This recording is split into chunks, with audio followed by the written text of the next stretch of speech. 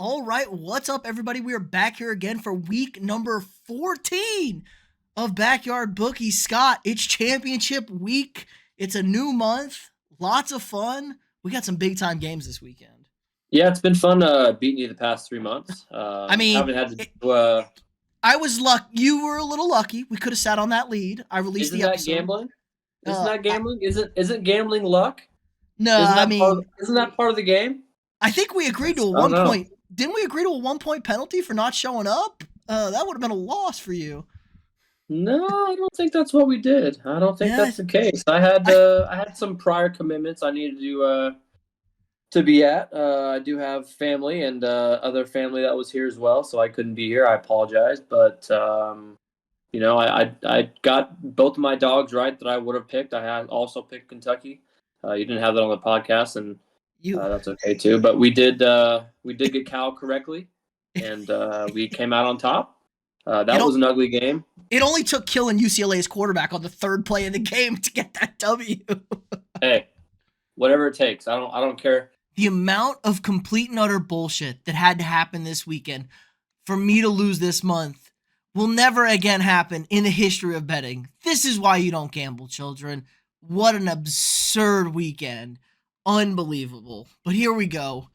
Got classic old Backyard Bookies shot glass. Brandon, we have a shot of pickle vodka and a shot of root beer vodka. This will make for a lovely half and half mix of death. Some mix of death. Here, nice pickle, some nice root beer. It smells horrendous. Ridiculous. Don't gamble, children. Prost.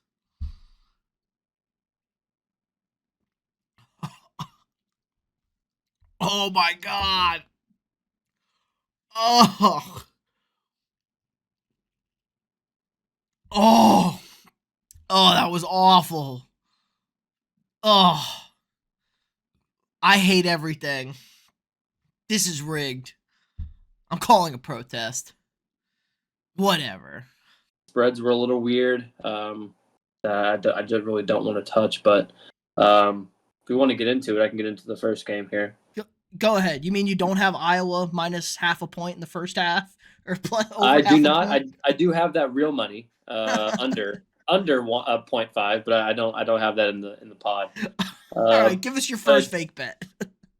But I do have Boise State UNLV is my first one.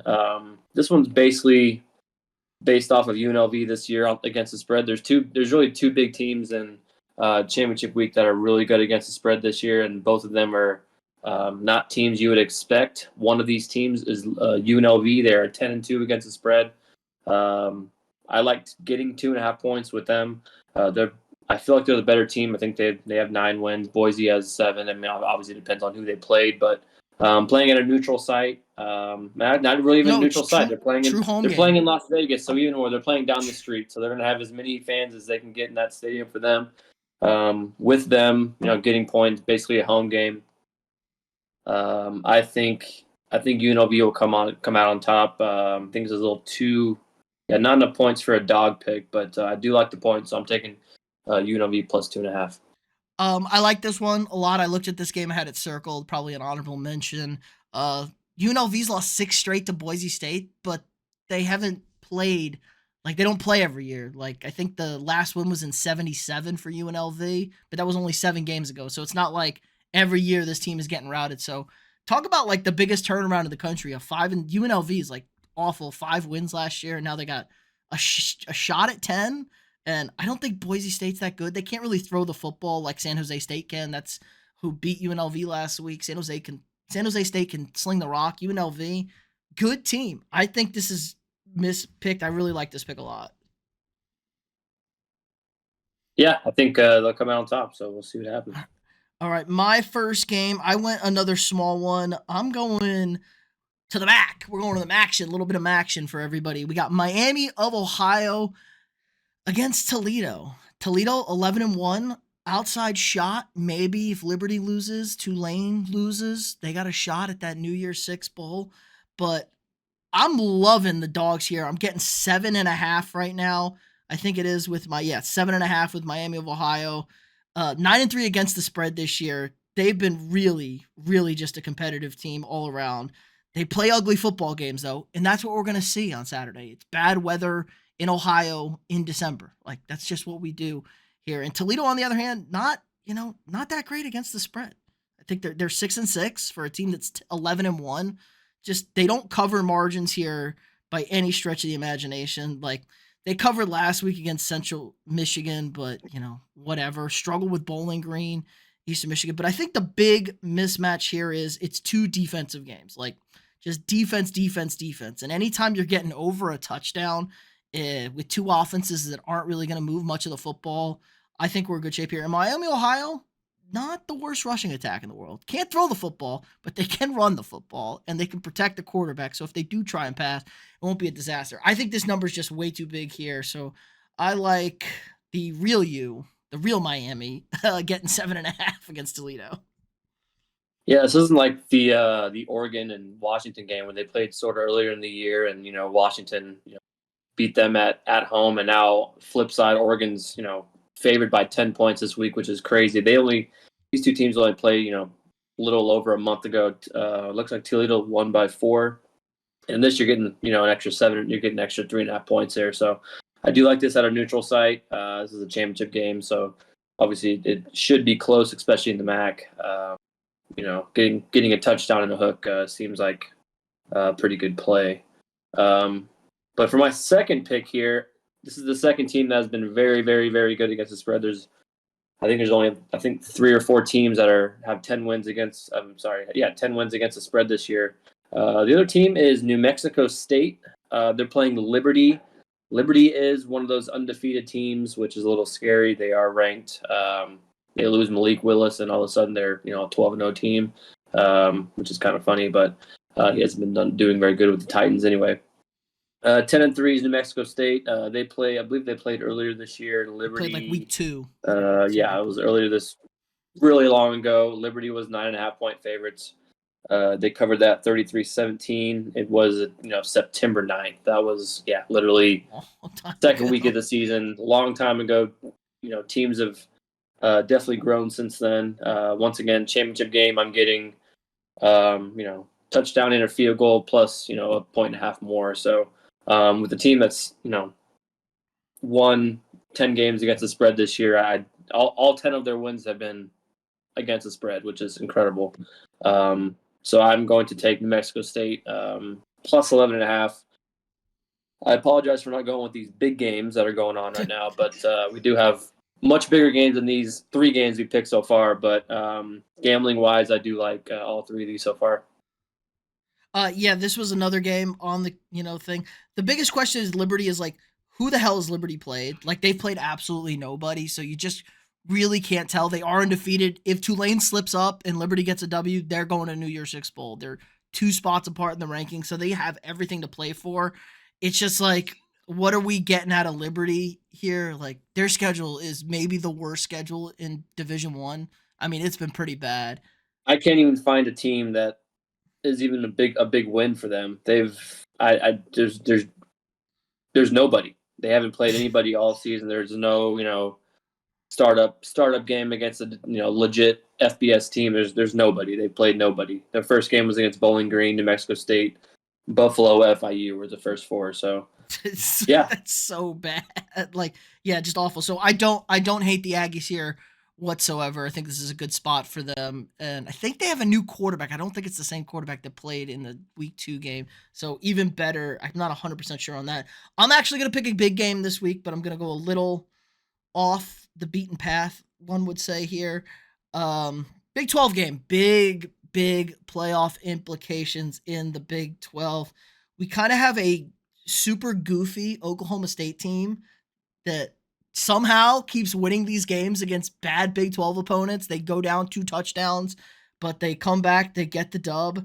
And Texas, I mean, right now, Texas is on the outside outside looking in. Like Texas is on the outside looking in right now. They're not in the playoff. I don't think they're going to get in if everything holds serve, but they have to try. They got to put up a number here. They got to make the committee believe that, hey, we just blew out Oklahoma State in the Pac-12 or in the Big 12 championship game. I don't know if they're going to be able to cover this 15 and a half, though. I think Oklahoma State's kind of a wily team. They've won the last 2 against Texas. They kind of own Texas in this matchup. What I do really like in this game is Texas team total. It's 34 and a half. And Oklahoma State's given up 43, 45, 40 the last 3 games. They're to UCF, Houston, and BYU. Texas's offense is at least good. I know Texas's offense can score some points. They can definitely run the football against this team. I think it could be a high-scoring game. I'd look towards the over, but Texas really has to put up a number to try and get the committee to put them in over in Oregon or in Alabama if Alabama beats Georgia. So I like the Horns to put up big, big, big points here. I'm going to take them team total 34 and a half. Yeah, I mean, looking at the last 5 games, they've been around at least over 26, 57 last week against Texas Tech, who, I mean, obviously it was I think week 2, but, Oregon struggled with Texas Tech. That's probably not saying too much, but, like I just said earlier, teams do grow since week 2. So Yeah, 57-7 might be a little bit of maybe not a fluke, but, teams grow and they get better and teams don't grow and they don't get better. So what would a Bama Texas line be today? It would be Bama by about a touchdown. I'd be Bama by about 9.5 maybe. Yeah, exactly. I think there were some spreads that just came out. I think yesterday that were kind of potential college football playoff spreads, and I don't think Texas was definitely not a favorite in any of them. Georgia was pretty much favored in all of them, and Michigan was favored. That makes sense. Back to this game, I think Texas they've shown they can score points. Oklahoma State has 3 really really bad losses this year. I believe one was to UCF. They got destroyed. 40, and then all they had to do was win that game, and they would have been cakewalk into this Big 12 title game, and they had to sweat it out last week. Yeah, and then they lost to Arizona State, who is not good either, and then Iowa State, who's very formidable. They have a good defense, but I think Texans can definitely score on them. This is their spot to show that they, belong in the college football playoff if everything goes their way. A lot of other games need to go their way for them to be able to make it, but we'll see if that happens. But for my third game here, a little bigger game. Not really that big, though, because I think we kind of know who's going to win this game. It all depends on who's going to cover the game. Michigan, Iowa.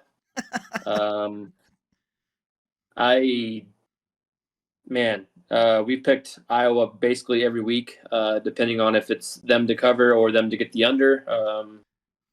Like I said earlier, I'd sprinkle a little bit of money on Iowa to not cover their 0.5 points in the first half. I like the number a lot, so went ahead and went with it. But I'm going with Michigan minus 22. Iowa is known to not play very well against good Big Ten teams, like the 3 big teams that are, we think of the Big Ten. Ohio State, Michigan, Penn State. All 3 of those teams they play terribly against. I think in the last 4 games, I believe they got pretty much blown out against. 27-14. It's a little closer. Michigan was Michigan covered the last 3 and then lost in 2016. That was 7 years ago. Then none of these players were even barely in high school yet, so it doesn't really matter with that. But 43-3 and then 10-3 in a weird game in 2019, also 4 years ago. But I think this Michigan team is going to score a lot of points. Great run game with Corum, and I just don't think Iowa's going to score anything. I think they might get shut out. I think it might be 42-0. Might be the final score. Final score. I believe Iowa against Penn State. What was that score? That was a 31-0. That was 31-0. So I think it's going to be similar to that. I just don't think Iowa can score any points against anybody, and their defense is not going to be holding up like it's held up against inferior Big Ten teams. So I don't love minus 22, but the fact that Iowa isn't going to score points at all, they even get 7, I'll be shocked. 22 points, I feel like is very, very doable. So Michigan minus 22. I like this. Like I said, I was gonna say Penn State is the comp to this. Like Penn State's offense is ass, but they have a good defense. And Michigan's got a pretty decent offense and a really, really, really good defense. Iowa's not gonna score. Michigan's probably gonna score. Harbaugh's back. Little bit of payback. Rub it in a little bit.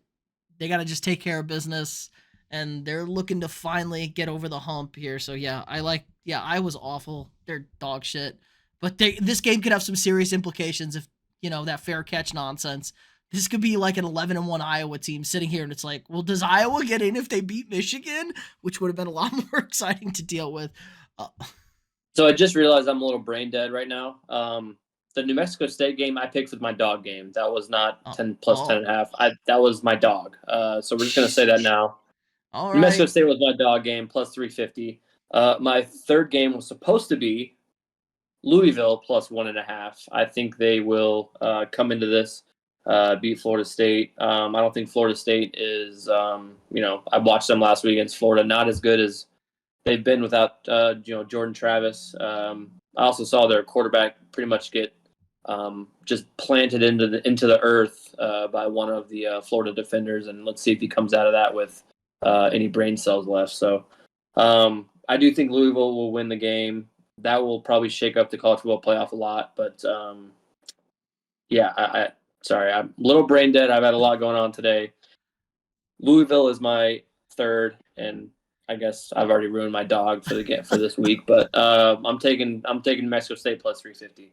All right. I don't know. If Florida State doesn't turn the ball over, I think they're gonna win that game. Actually, I didn't think it was a disaster. That defense for Florida State's still elite, and I don't think Louisville is very good on offense. So as long as they don't turn the ball over, Florida State should win that game.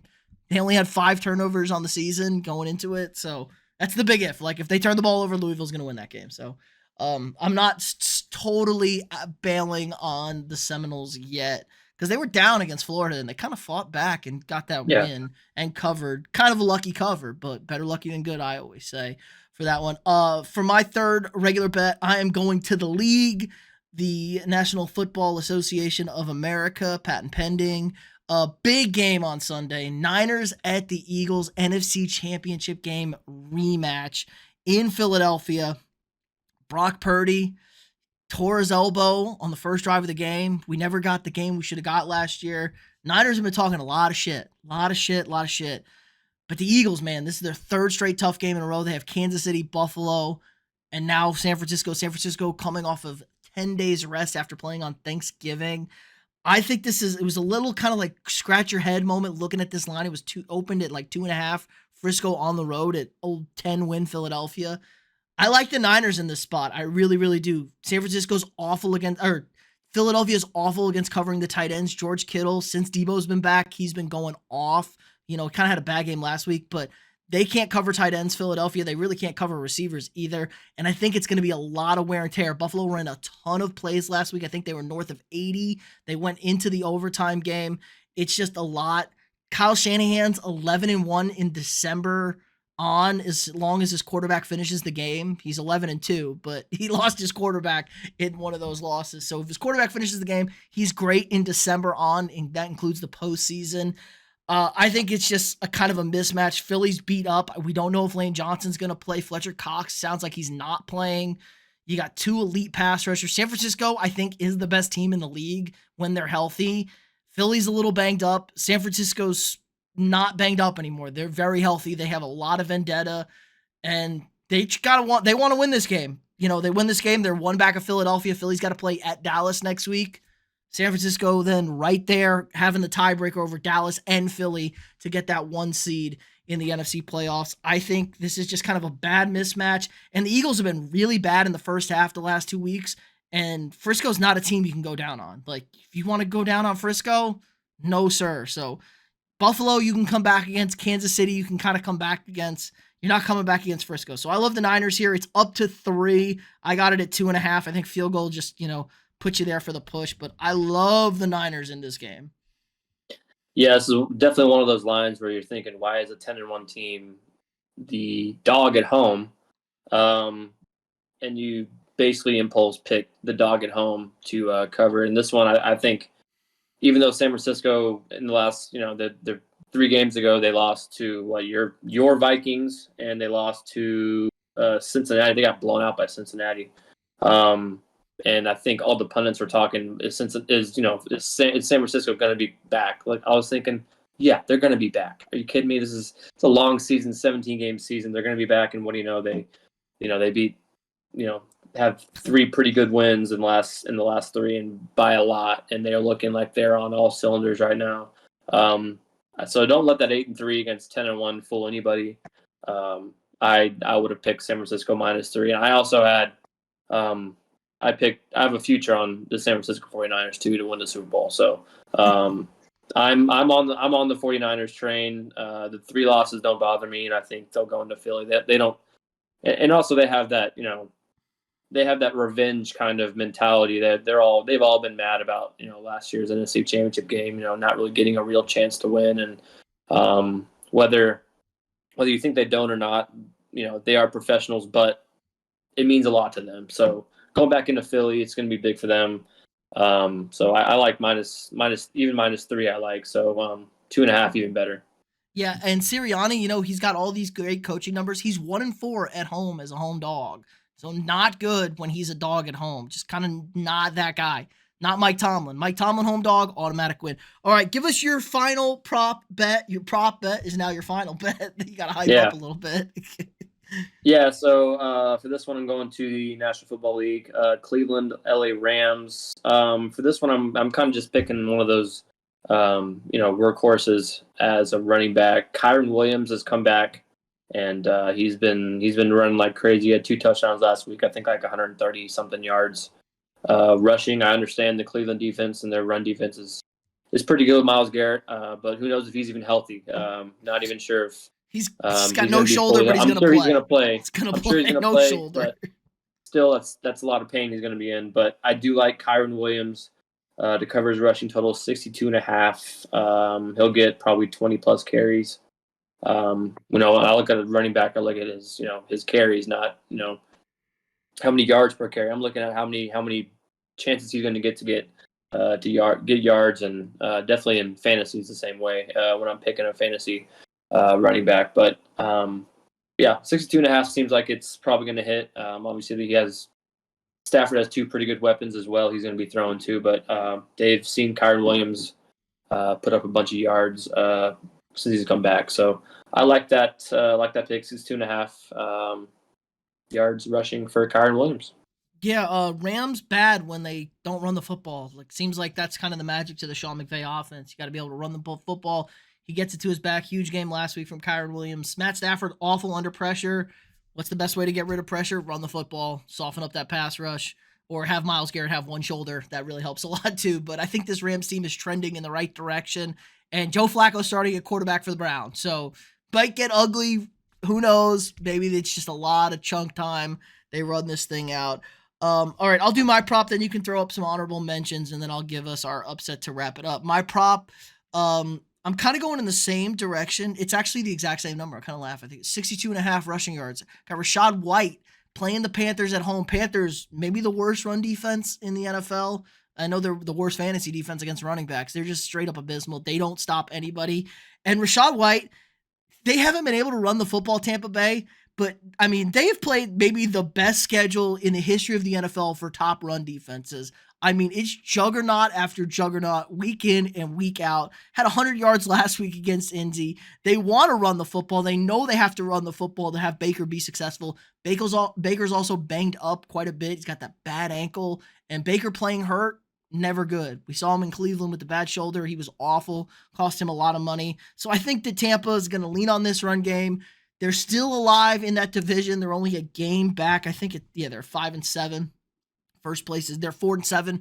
5-5 is first place, and they're 5-6 is first place in that division. So they're right in the thick of the playoff hunt. Got to beat the Panthers this week. Rachaad White over 62.5 yards. Just kind of a mismatch. Beat up quarterback. Bad run defense.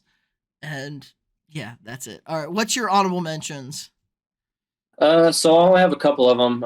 Yep. I'm going to pick the 2 big games that we haven't touched yet. Oregon, Washington. I do think Oregon will win, but 10 points seems like too much for me. I think they'll win by a touchdown. So I do like Washington plus 10. Georgia, Bama, I do like. Weirdly, I know Bama's been coming along. I know they had a tough game against Auburn last week, but the Iron Bowl is always it's been pretty close the last few years. So kind of discount that. I do like Georgia minus 5.5. I think they'll end up winning by maybe 2 touchdowns. It could be an interesting game. I don't know. It honestly could go either way, but I do like Georgia to cover in that one. And then there's a interesting number in the NFL. Where's it at here? Yeah, Atlanta, New York Jets, 34.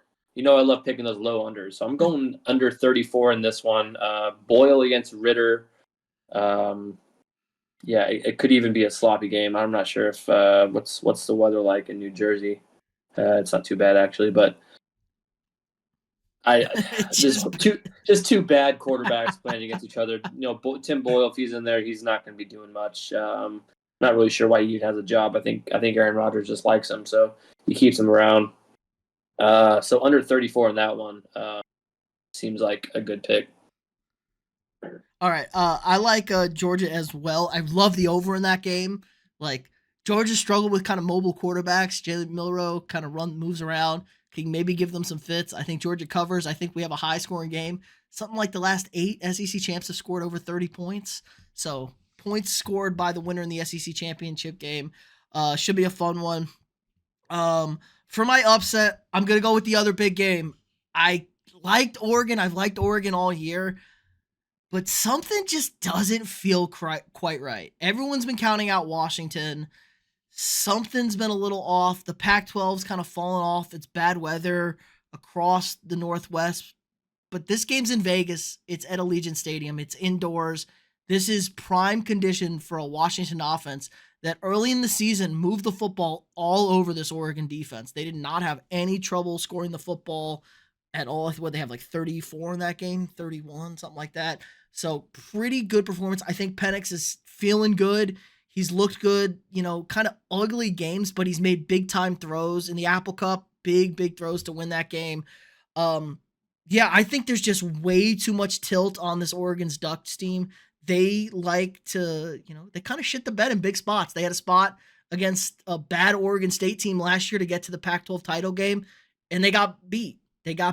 And Utah snuck in, and then Utah beat USC. So, Oregon had a real shot at getting in somewhere. They're not great under pressure. Dan Lanning, he cost them that game in Washington. They should have won that game. And he kind of blew it. And I'm going to trust Kellen DeBoer over Dan Lanning if this comes down to crunch time situations. We get this into a one-score game. I know Bo Nix is probably going to win the Heisman, so I got that going against me, that he's going to maybe just pull this bad boy out. But it just doesn't feel right in this Pac-12 game. So I'm going to take the Huskies plus 300 to get the upset. Let's run it back, and then we'll wrap it up. All right, yep. So we have Louisville plus 2.5. Louisville plus 1.5. UNLV plus 2.5. Michigan minus 22. Upset is going to be New Mexico State plus 350. And then Kyron Williams over 62.5 rushing yards.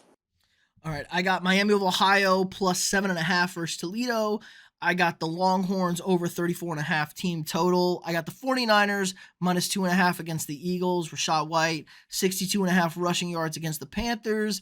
And the Washington Huskies with the upset for less chaos in the college football playoff with a win, I'm assuming. Less chaos? Yeah, it sounds like it.